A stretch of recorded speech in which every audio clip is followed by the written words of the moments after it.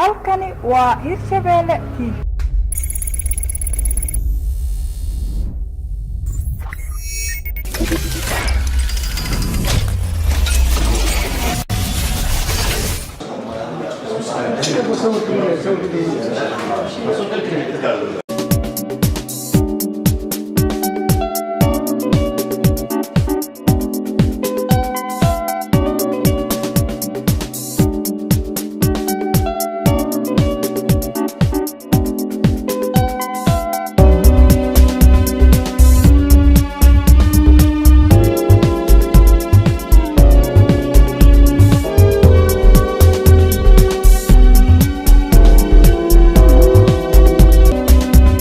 maanta ay hadda tahay bisha 24 Maarso 2019 waxaa shir isugu yimid shirkii caadiga ah ee golaha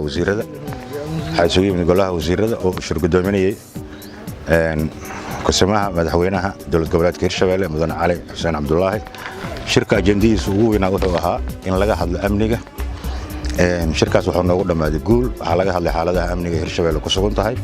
waxyaabaha ayaamahan socday oo ahayd in meeshii laga baxayo ciidan joogin wuxuu shirka kulligiis golihii wasiirada ay si buuxda ugu bixiyeen gaar ahaan wasaaradda amniga oo qosayso oo ka jooga wasiir dawlaha iyo wasiir ku-xigeenka amniga si fiican oo jawi fiican ayuu ku dhamaaday